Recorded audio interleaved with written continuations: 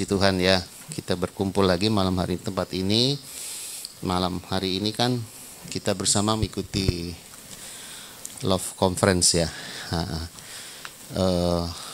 dimana kita rindu untuk menjadi satu pribadi yang manis di hadapan Tuhan ya, becoming a beautiful person di hadapan Tuhan. Nah, kita akan mulai. Kita ini kan semua pasti ada keluarga ya, ya toh, nggak mungkin kita hidup sendiri. Kita ada orang tua, ada anak-anak, ya, ada kakak beradik gitu. Nah, malam hari ini kita rindu untuk dimulai dulu dari lembaga keluarga, ya toh, menjadi satu pribadi yang manis di hadapan Tuhan, juga untuk keluarga inti, baru nanti keluarnya untuk orang-orang yang kita kenal di dalam hidup kita ya. Nah, dari seorang laki-laki atau pria sebagai anak Tuhan, kita sebagai pengikut Yesus ya, sebagai orang percaya, kita harus tahu bahwa kita ini diciptakan sebagai kepala ya, untuk yang laki-laki ya. Dimana kita tahu bahwa manusia pertama kali yang diciptakan adalah kan Adam, baru kemudian Hawa, begitu. Nah, tugas seorang laki-laki itu dari sisi rohani, kita ini kan satu hari yang masih single atau kalau yang sudah berkeluarga, mempunyai tugas dari Tuhan untuk mengayomi keluarga, yaitu memberi nafkah kepada keluarga, anak-anak, dan juga kita harus bisa mengasihi pasangan hidup kita maupun anak-anak seturut dengan yang sudah Tuhan ajarkan melalui firman-Nya. Ada beberapa kriteria sih untuk keluarga yang ideal dan harmonis dalam Tuhan untuk menjadi satu pribadi yang manis ya pada pandangan mata Tuhan. Itu kan kalau dari pihak laki-laki atau pria, kita harus tahu bahwa tugas yang diberikan kita sebagai wakil Yesus ya, Kristus Tuhan kita, selama kita dipercayakan untuk berumah tangga, mempunyai istri dan anak-anak, biarlah kita dapat memberi dulu teladan kepada keluarga inti kita. Baru kalau kita memang sudah dapat memberikan teladan kepada istri dan anak-anak, kita tampil keluar juga enak ya.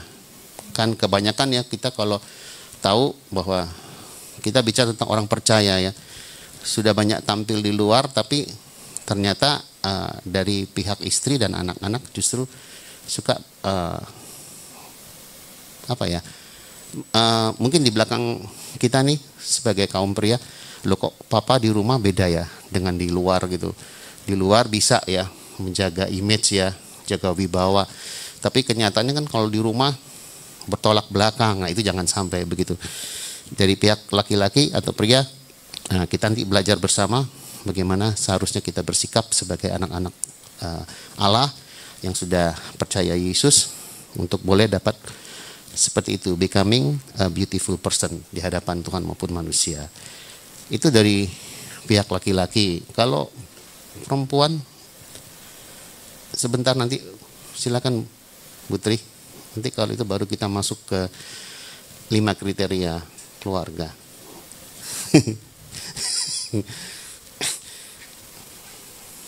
Kriterianya ada 5, Bapak Ibu Saudara. Ini dari pihak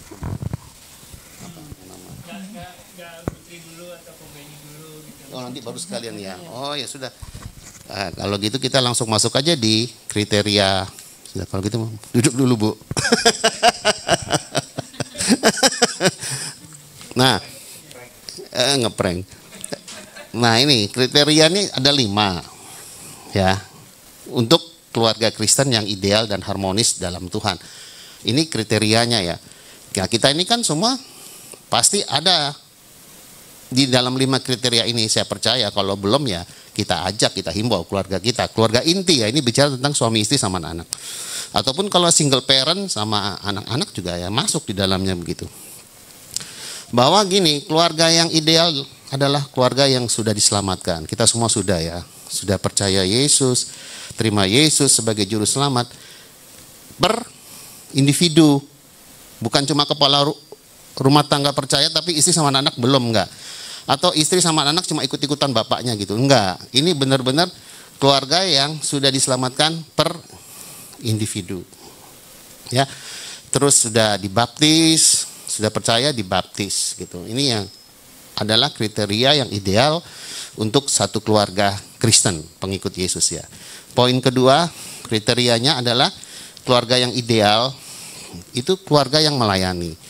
Melayani di sini bukan berarti pada satu komunitas orang percaya, bukan. Tapi justru kita harus tahu bahwa melayani itu harus dimulai dari rumah tangga dulu. Gitu ya. Seperti tadi saya bilang, bisa melayani di luar, tapi kalau kita tidak bisa melayani keluarga sendiri buat apa? Ya, pentingnya bahwa kita adalah sebagai bagian dari anggota keluarga yang melayani satu sama lain di dalam kehidupan rumah tangga inti.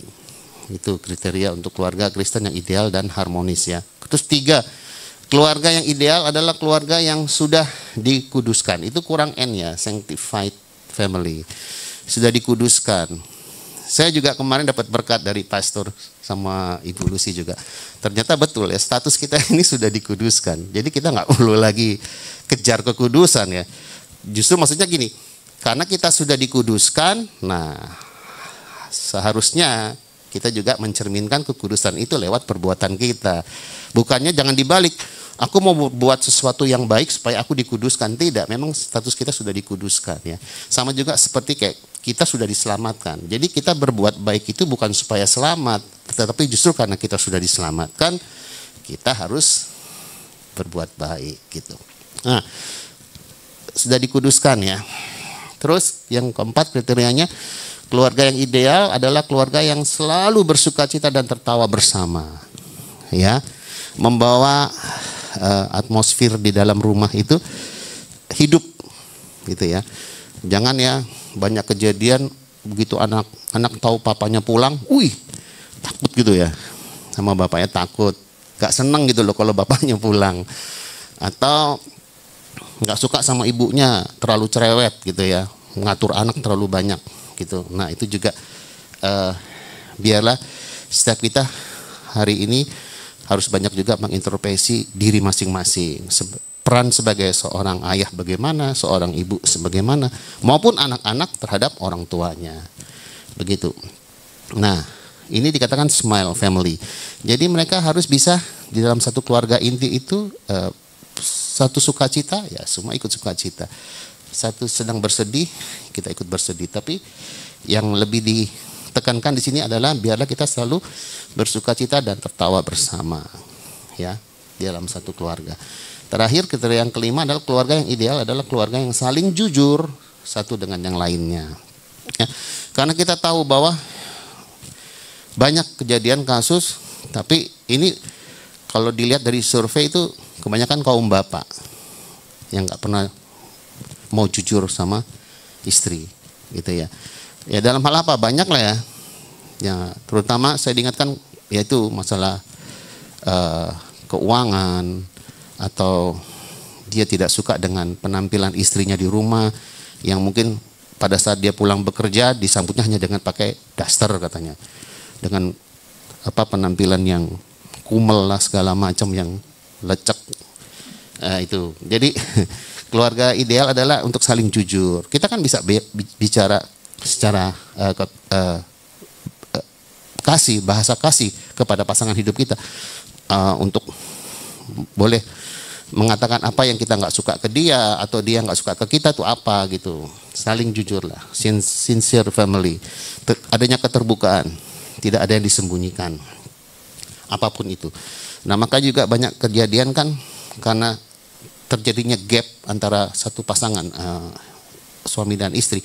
Nah pintu untuk perselingkuhan itu terbuka ya, terutama untuk si bapaknya. Dia kalau melihat di luar sana ada perempuan yang lebih ya memperhatikan dia daripada istrinya, akhirnya itu berbahayanya akan terjadinya satu perselingkuhan.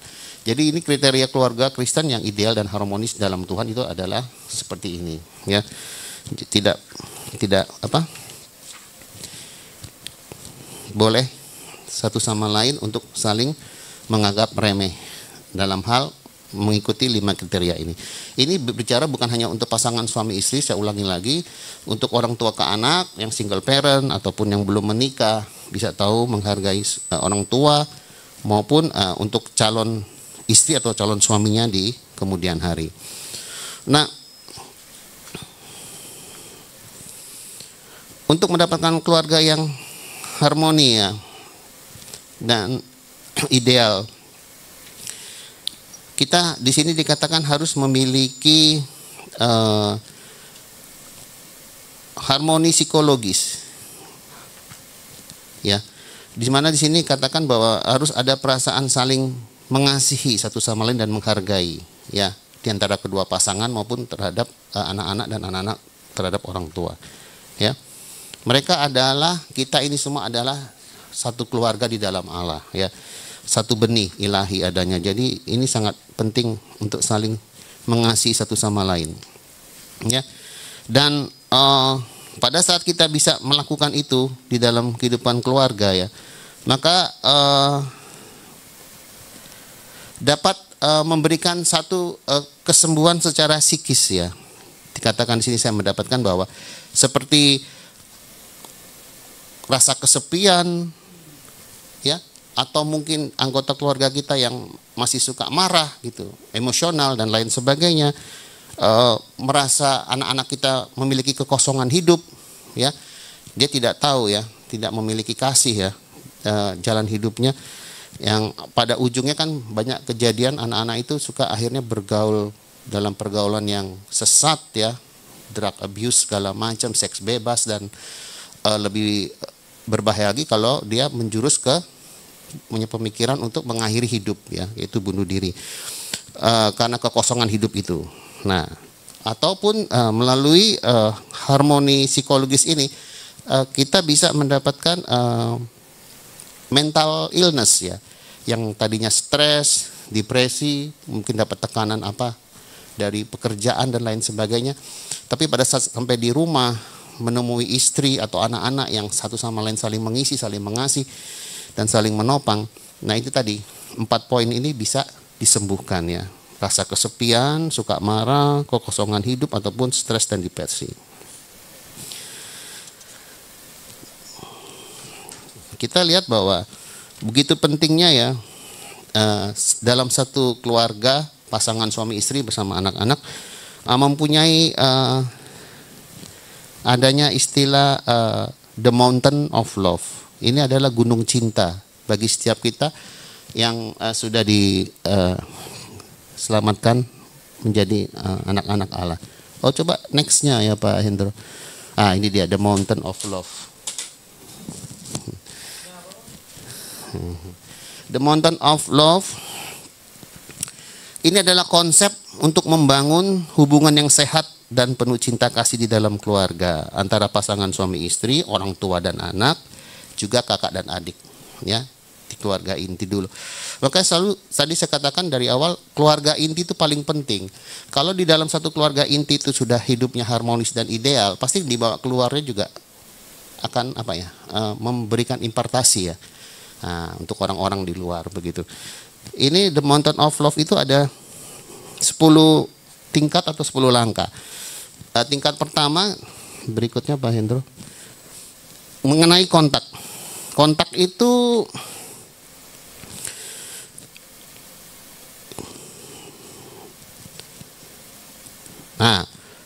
berikan waktu untuk keluarga. Ya, jangan selalu kalau sudah pulang dari pekerjaan atau lain sebagainya, tidak pernah kita mengadakan komunikasi dengan istri ataupun anak-anak. Sibuk sendiri-sendiri itu jangan ya. Ini penting. Ya, 10 tingkat untuk mencapai puncak dari satu hubungan yang penuh cinta. Setiap hari kita harus memberi waktu untuk istri, anak-anak, kontak, yaitu berkomunikasi dua arah gitu. Terus yaitu termasuk diantaranya tadi bermain bersama, bercanda gitu ya, dengan sukacita. Baru setelah itu masuk ke ketertarikan, attraction. Poin kedua yaitu, nah ini tadi yang sisinggung di sebelumnya, istri harus bisa tahu apa yang menjadi kerinduan suaminya ya pada saat suaminya pulang dari kerja. Ya mungkin pengalaman dibuatkan kopi, dikasih makanan apa kecil gitu ya, menyambut suaminya pulang kerja. Terus walaupun cuma di rumah, mungkin tuntutan dari suami ada beberapa yang kan mau selalu istrinya tampil fresh ya, tidak yang tadi saya katakan ya, merasa dia kan sudah jadi suami saya. Jadi membuat akhirnya suaminya berpikir, kok beda dengan yang dulu waktu saya kenal waktu masih belum menikah, dengan sesudah menikah. Nah itu adalah membuka celah atau pintu untuk si suami akhirnya bisa tergoda dengan perempuan lain di luar sana yang lebih dari istrinya, secara penampilan maksudnya. Terus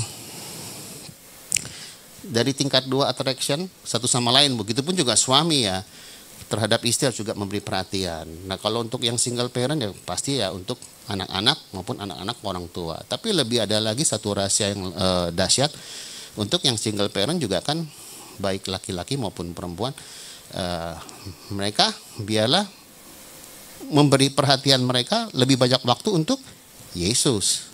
Ya, Yesus kan sebagai mempelai kita, yang kita tahu bahwa pada saat kita bisa memberi banyak waktu ya untuk berbicara di tingkat 1 ataupun memberi satu ketertarikan kepada Tuhan kita, pastikan Tuhan akan lebih semakin mengasihi, ataupun kita lebih lagi mengasihi Tuhan secara baik dan benar untuk mengikuti perintah-perintahnya. Tingkat 3 apa nih? Kesamaan, similarity ini apa ya? Nah, kita harus sadar bahwa kita juga pasti mempunyai kesamaan dengan keluarga kita, ya. Kesamaannya untuk yang hal negatifnya begini. Mungkin istri kita tuh nggak suka diperintah-perintah, gitu ya. Makanya kita juga jangan perintah-perintah istri kita seenaknya, ataupun sebaliknya istri suka nyuruh suami seenak-enaknya, kan nggak boleh. Atau juga anak-anak, boleh kita minta tolong sama anak, tapi caranya kita harus tahu bagaimana bahasanya untuk mereka juga merasa bahwa mereka diperlakukan sama seperti papa mamanya, orang tuanya, ya. Sama-sama suka dipuji, ya. Pasangan kita ya suka kan dipuji, ya kan. Saya juga suka ingat berapa kali Pastor suka bilang kalau bangun pagi bilang, oh kamu cantik mah, gitu kan. Istri kan juga senang ya dibilang gitu, ataupun istri ngomong ke suami ya pokoknya dipuji, tapi dalam arti bahwa memang kita melakukan itu dengan hati yang tulus gitu ya, bukan maksud yang lain. Terus setelah memiliki kesamaan ini,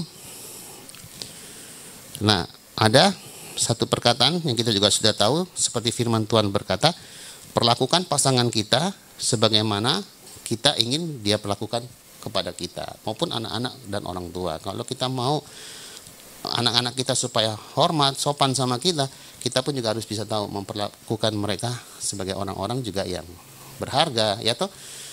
Kan ada ayatnya juga dikatakan orang tua itu untuk bapak-bapak jangan menyakiti hati anak-anaknya dengan perkataan atau dengan sikap dan lain sebagainya, ya. Lebih baik kita dapat selalu melakukan apapun itu dalam kehidupan rumah tangga keluarga secara yang baik dan positif adanya. Terus 4 ini compatibility, kecocokan, hampir sama sih dengan kesamaan. Kecocokan itu gini, kita coba cari kesukaan istri kita apa, hobinya apa. Nah kita coba itu ikut, semua dia suka masak ya, kita sekali-sekali nemani dia di dapur untuk bantu dia masak. Atau kalau mungkin suaminya suka mancing atau apa dan lain sebagainya, ya istri pun harus bisa juga mengkondisikan untuk bisa mencocokkan hobi masing-masing dan mendukung satu sama lain apapun kegiatan yang dilakukan untuk mendapatkan satu keakraban antara pasangan maupun orang tua dengan anak, dan menggairahkan juga satu kasih sayang dan cinta di dalamnya. 5, komunikasi. Sama dengan 1 ya, komunikasi itu sama dengan kontak tadi. Kalau komunikasi sih lebih difokuskan kepada memberi atensi kepada pasangan kita, kepada anak-anak kita. Jadi pada saat kebanyakan kan yang suka curhat tuh perempuan ya, istri gitu. Pada saat kita mungkin dalam keadaan capek, suami ini begitu dengar istri banyak ngomong, sudah diem, saya udah capek, kok kamu ngoceh aja dari tadi. Nah itu nggak boleh ya. Jadi pada saat istri membutuhkan perhatian, sedang curhat, Pak tadi ini begini-gini, nah kita ayo berusaha sebagai pria ini, sebagai suami, untuk memberi atensi kepada istri kita, ya, mendengarkan curahan hatinya, terus kita cari solusi sama-sama, kita bawa dalam doa.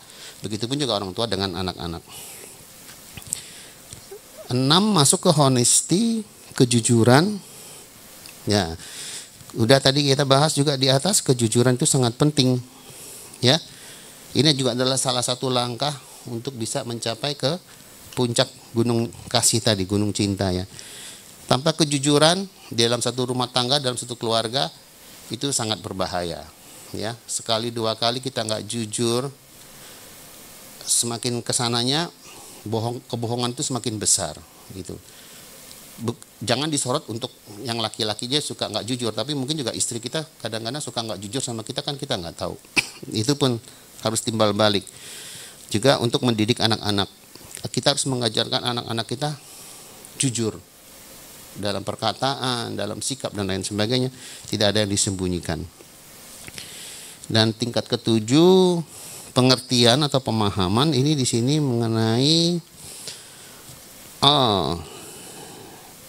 pada saat pasangan kita atau anak-anak kita sedang mengalami satu masalah ya, satu masalah yang membuat dia khawatir, takut dan lain sebagainya. Nah, kita harus bisa menangkap itu ya, untuk agar supaya kita dapat memberikan dia kekuatan ya kepada pasangan hidup maupun anak-anak kita ya. Begitu sebaliknya. Masuk di acceptance, penerimaan. Penerimaan ini, nah, setiap manusia itu kan nggak sempurna, ada kelebihan, ada kekurangan. Ini juga harus bisa ya, saling menerima satu sama lain ya, antara pasangan hidup maupun kelebihan dan kekurangan dari anak kita. Banyak sih contohnya ya, kekurangan suami kita apa, kadang-kadang kita suka, wah suami tetangga itu lebih hebat, cari uangnya pintar dan lain sebagainya, lebih ganteng dan lain sebagainya. Itu juga jangan. Istri juga, kita kadang-kadang suka meremehkan istri. Wah, apa dulu kamu kelihatannya begini, sekarang wes. Nah itu, jadi maksudnya di sini adalah kita harus bisa menerima apa adanya, kelebihan dan kekurangan pasangan kita maupun anak-anak kita. Nah, kadang-kadang orang tua juga suka nuntut anaknya harus pinter. Nilai kamu jangan sampai di bawah 9. Paling rendah kamu harus 90 dapatnya. Kalau enggak apa? Misalnya orang tua akan hukum anaknya kalau sampai mencapai sesuatu yang tidak diinginkan sesuai dengan orang tuanya. Itu juga tidak boleh terjadi di dalam kehidupan rumah tangga. Untuk mencapai puncak kasih itu ada di dalam setiap kehidupan keluarga Kristen. Masuk ke poin 9, respect. Respect ya udah tahu ya, saling menghargai tadi ya, satu sama lain ya, tidak merendahkan, apalagi merendahkan pasangan hidup di depan orang lain. Jangan sampai ya, kasihan kan kalau kita merendahkan pasangan kita atau anak-anak kita di depan orang lain, itu jangan. Itu kasihan, mereka mentalnya akan down, akan jatuh, dia akan merasa aduh kok orang tuaku begini sama aku, di depan orang menjelekkan saya dan lain sebagainya, ataupun pasangan hidup. Terus masuk ke 10, trust, kepercayaan. Nah, kepercayaan ini bagus ya, kepercayaan. Jadi begini, dari awal kita masuk ke dalam satu jenjang pernikahan, ini sudah harus ditanamkan untuk saling percaya satu sama lain antara suami dan istri maupun orang tua terhadap anaknya. Ya, tidak ada rasa curiga, percaya dalam arti begini bahwa dia tidak akan melakukan sesuatu yang akan menyakiti saya, gitu ya.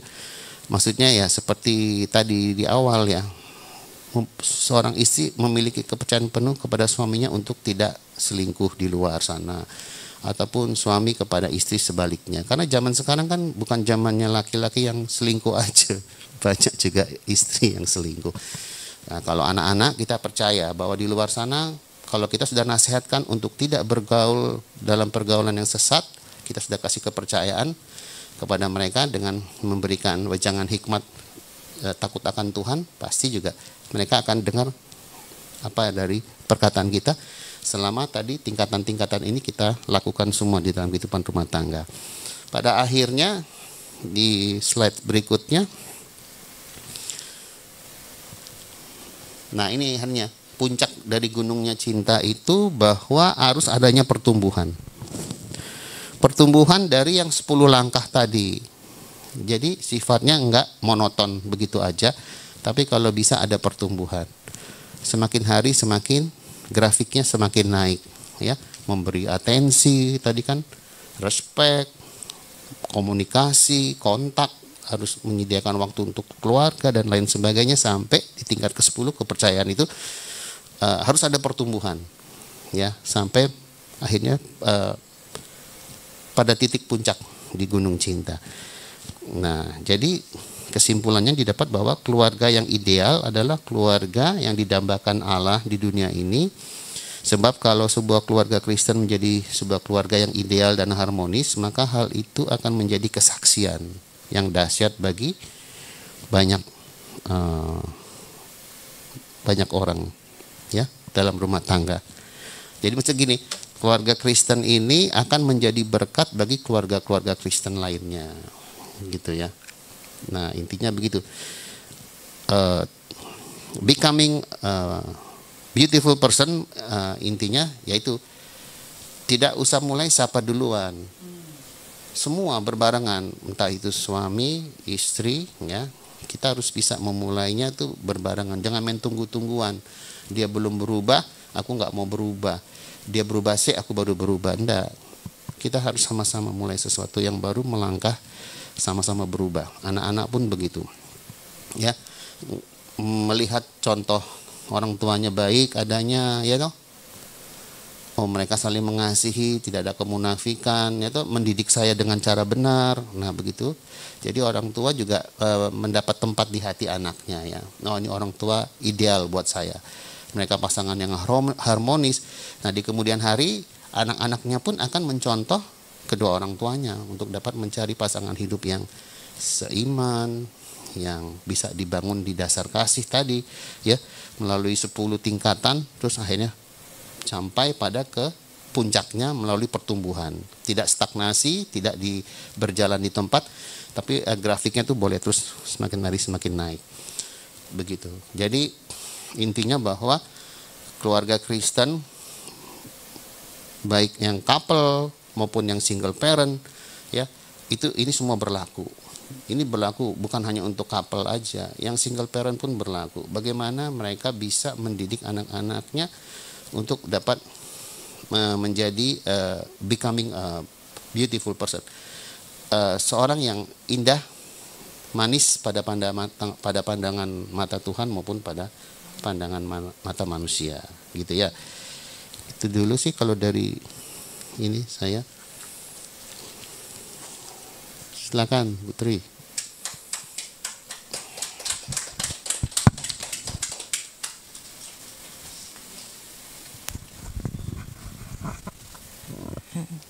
Saya lanjutkan. Tidak lama-lama, kan sudah dijelaskan, sudah lengkap. Jadi saya hanya mempertegas yang kalau kita hidup saling berdampingan sebagai suami istri, sebagai keluarga, ya, itu yang saya tekankan itu, yang penting itu adalah komunikasi, ya. Itu sangat penting, walaupun itu sangat, ya, dibilang hal kecil, tapi kalau tidak ada komunikasi yang secara beruntun, ya kan, ini pasti akan menjadi pemicu masalah ya dalam keluarga. Misalkan, contoh, Ma, aku meeting di luar. Jadi komunikasi itu harus dibarengi dengan kejujuran. Kalau meeting di luar ya meeting, jangan meetingnya menyimpang ya. Menyimpang dari apa yang sudah dijadwalkan. Moro-moro di sana meetingnya sama orang lain. Ya kan? Loh, orang lain kalau hanya partner kerja nggak apa-apa. Tapi kalau itu semakin hari terus ketemu meeting, akhirnya kan jadi will ya. Jadi kejujuran itu perlu ya. Tidak hanya itu saja. Sekarang dari hal keuangan. Keuangan jangan ada dibilang iki duit laki-laki, iki duit perempuan. Ya. Jadi seberapapun keuangan kita itu harus dikomunikasikan. Jadi komunikasi dan kejujuran jalan seimbang bareng. Pendapatanku sekian, ya kan? Jangan ada harusnya pendapatannya sekian, yang sekian persen disembunyiin iki duit laki-laki. Jadi istriku nggak boleh tahu. Kalau aku jajan ya pakai uang ini. Ya kan, selebihnya itu untuk keperluan rumah tangga. Itu namanya nggak benar. Ya, berapapun yang kita dapatkan itu tetap harus dikomunikasikan. Soalnya kalau nggak ada komunikasi, ya pastilah nanti akhirnya ya tiba-tiba kecium, kok aku cium bau parfum, kok aku cium ini. Lah itu akhirnya pemicu dari hal kecil bisa terjadi perceraian, bisa terjadi KDRT. Ya itu kan ya dijauhkan ya dari kita, karena kita itu kan sudah mengenal kebenaran. Ya, kalau kita tidak, dasarnya tidak ada, kita tidak mengenal kebenaran, pasti itu akan lebih mudah sekali sering terjadi dalam kehidupan rumah tangga. Ya bagaimana kita bisa mempertahankan rumah tangga kita? Kita kan diciptakan sebagai penolong ya, penolong bagi laki-laki. Kalau suami kita itu ya kedudukannya itu lebih rendah dari kita, jangan kita sepelekan. Jadi kita tetap harus hormati, kita harus hargai. Sebagai imam, sebagai kepala keluarga, di mana kita sebagai penolongnya. Ya kan di Alkitab kan dibilang bahwa wanita itu diciptakan untuk menolong. Ya kalau suami kita itu nggak benar, diluruskan, ya kan. Itu tadi pentingnya komunikasi. Jadi sangat penting komunikasi ya. Hal kecil apapun itu walaupun tidak mengenakan kita, lebih-lebih itu yang suka kita harus dikomunikasikan. Ini yang saya tekankan, komunikasi itu yang menjadi apa ya, dasar dalam hubungan keluarga. Ya. Demikian juga dengan anak-anak. Kita harus perlakukan anak-anak itu ya secara adil ya. Jangan kita punya 3 anak, yang 1 kita anak emas kan, yang 2 nggak tak reken. Ya kan, karena yang 1 ini kok beda gitu kan, jadi saya harus memberitakan lebih, yang 1 ini harus tak kasih ini, sementara yang 2 biarkan aja, dia kan bisa jalan sendiri, yang ini kan nggak bisa, ini harus saya perhatikan, tidak bisa seperti itu ya. Jadi kalau kita punya anak-anak ya ayo kita rangkul semua, jangan terus yang 1 udah anak tirikan, yang 1 udah anak emaskan. Itu nanti akhirnya terjadi perpecahan ya di antara sesama saudara. Ya kan seperti ceritanya Yusuf ya. Yusuf itu kan paling disayang ya sama bapaknya. Makanya kenapa sampai saudara-saudaranya itu iri, mau dibunuh, ya kan sampai dijual. Ya itu akhirnya nanti seperti itu kalau kita memperlakukan anak-anak kita tidak adil. Ya, itu tadi. Ya perlu segala sesuatu harus dikomunikasikan. Kita sebagai orang tua bertindak secara bijaksana, secara adil. Ya dasarnya kasih. Kalau ada kasih, pastilah kita tuh bisa menerapkan ya kasih Tuhan. Ya sangat bahagia sekali kalau kita sebagai pasang suami istri itu kita punya satu keyakinan yang sama. Ya kalau kita berbeda keyakinan, itu pasti akan sulit. Nanti dampaknya akan ke anak-anak ya. Contoh, si ibu keyakinannya ini, bapak keyakinannya ini. Anak-anak pasti akan bingung, saya akan ngikut siapa? Ya kan? Nah, kalau kita punya satu keyakinan sama, kita berjalan bareng, nanti kita akan mendidik anak-anak itu kan mudah gitu loh. Jadi anak-anak itu bisa bercermin ke orang tuanya. Itu jadi pentingnya kalau kita itu sejalan, seiman, satu kepercayaan, satu keyakinan, itu pentingnya nanti akan dampaknya ke anak-anak. Ya, jadi kalau kita punya anak-anak yang mungkin sudah remaja ya, kita kasihlah masukan. Sebaiknya begini ya kan. Kalau begini nanti akhirnya begini gitu kan, nggak benar. Jadi ya kita sebagai orang tua itu sempatkan untuk berkomunikasi dengan anak. Sempatkan untuk memberikan waktu ya. Walaupun kita sesibuk-sibuknya orang tua, sempatkan. Karena itu sangat penting sekali kedekatan dengan anak, orang tua dengan anak.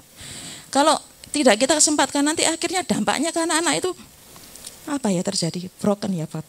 Terjadi broken ya. Karena apa? Karena orang tuanya, papaku sibuk, mamaku sibuk, aku nggak ada waktu. Jadi nanti larinya apa? Ke narkoba, ya kan? Alkohol, mungkin juga bisa seks bebas ya.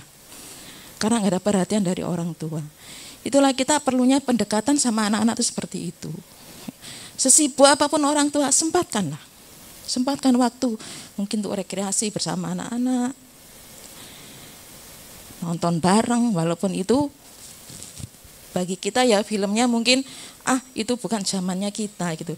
Ya enggak apa-apa kita dampingi anak-anak, yang penting anak-anak kita senang loh, ya kan? Senang, ada sukacita.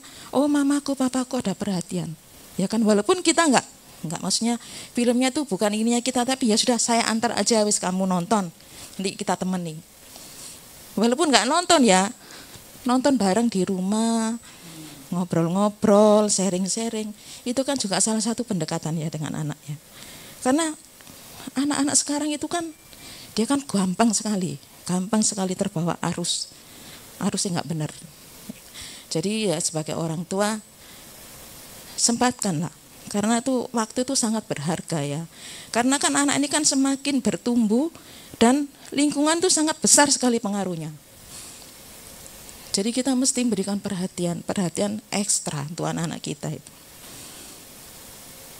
Jadi itu tadi ya sudah lengkap semuanya dipaparkan di depan. Saya hanya melengkapi saja sebagai penutup ya.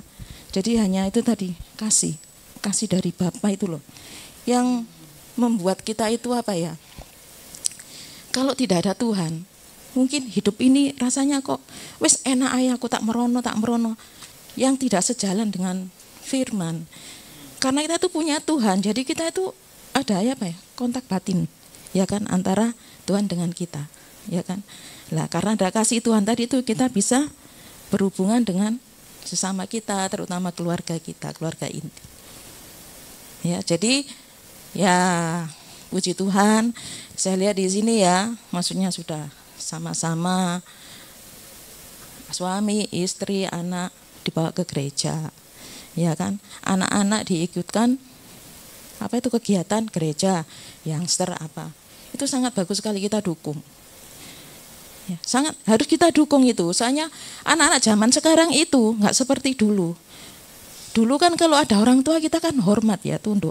Anak sekarang nggak, kalau dikasih tahu dia malah melawan. Ya, dia malah melawan. Makanya kita tuh harus bisa masuk. Maunya anak-anak ini apa? Gitu kan. Kalau harus kita terus yang ngomong, pasti nggak akan direken.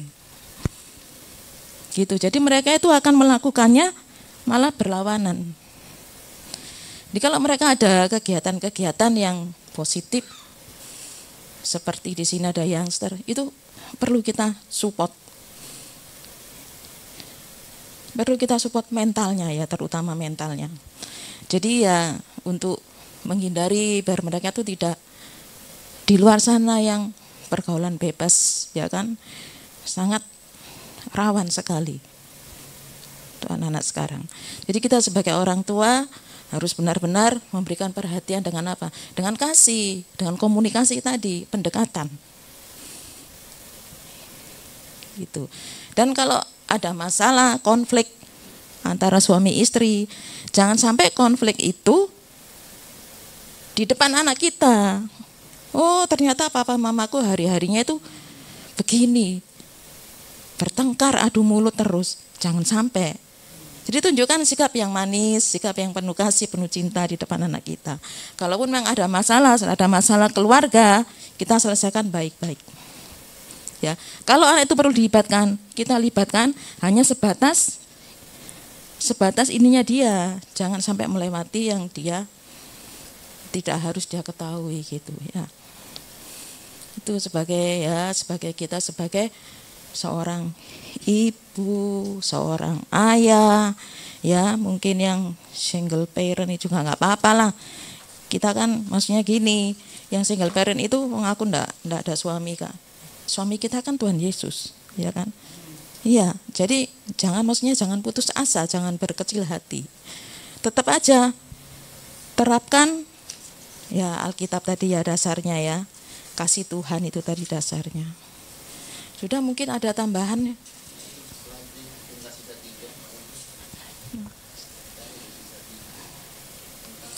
Ini pun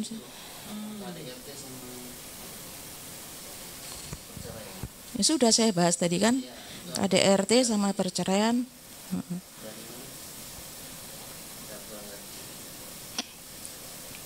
Sudah kok rasanya sudah semua KDRT. Sudah itu saja.